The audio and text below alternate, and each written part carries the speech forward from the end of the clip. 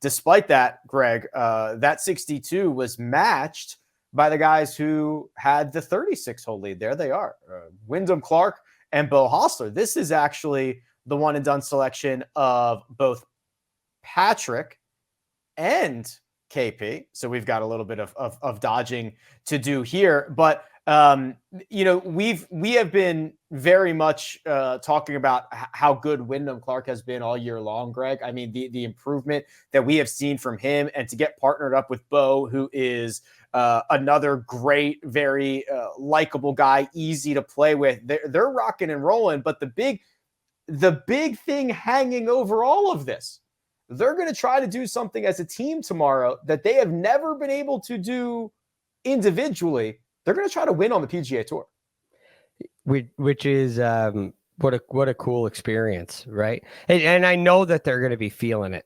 So this is one of the things that I remember learning in this event, talking to some of the players a couple of years ago. As a matter of fact, it was Charles Schwartzel and Louis Oosthuizen when they lost I think it was in a playoff. And Louis hit it well right, and Charles was struggling with his game up until that point, and kind of went on a really nice run after that. And Charles told us that, these moments, while it does feel different because it's a partner event, in essence, you get that it's a little less than. But when you're on the field of competition, you're still feeling all the same feelings. You're testing your game in the same level.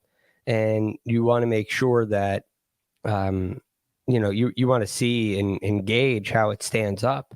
And so when you get into the heat of battle, it's still a test of how your nerves hold up. You do have a little bit of a crutch. You can have a little bit of a crutch, but nobody wants to lean on their partner. So this will be a really cool experience for both of them. I love the transformation of Wyndham Clark's game this year. I think it's a kind of a win away from being one of the cooler stories of the year. His results just haven't quite matched what we've seen in the stats. And this week could be a week that leads to more for him individually as well.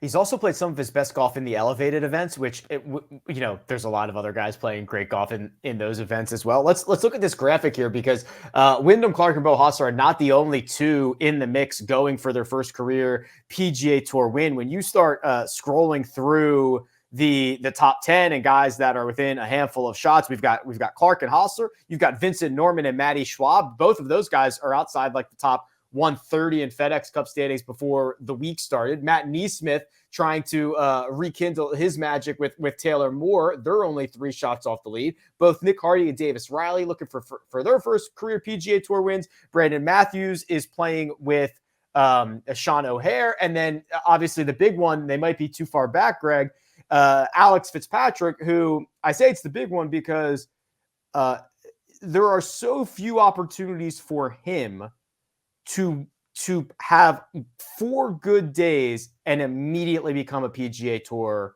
member. He doesn't have status. He doesn't have status on the Korn Ferry. He doesn't have status. I don't think he has status anywhere. He's been playing on the Challenge Tour. This is, one more amazing day away, maybe get a little help from immediately becoming a member. Yeah, for the next 2 years. Which probably moves up his career trajectory by 2 years. Yes. I think he'll eventually become, he is good enough to be, he will be on the PGA Tour, but this would immediately move it up. Yeah, he's definitely showed this week that he has the game for it. Yeah. We haven't gotten a great look at what he's done over, a long-term season like you'll face on the PGA Tour. So it's just, it's hard to know.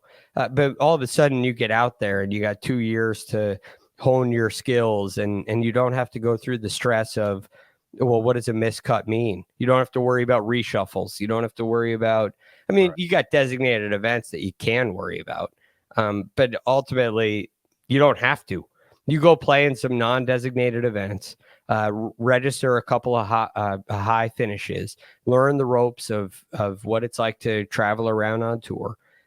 All those things that all the rookies talk about in this relatively low pressure situation, because you've you've jumped onto the tour through a win.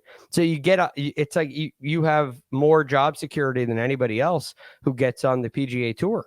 It doesn't happen this way. This would be an incredible story. If guys get on the PGA Tour through winning, it's usually like a Tom Kim, like a Jordan Spieth, like somebody that has been a story before they win, and you know that they're a star, and then they just lock up their card, but they never worry about it again for the rest of their career. So this would be very unique, and I think it would really be a game changer, not just because of the events that he plays in, but because of the situation that he gets his PGA Tour start in.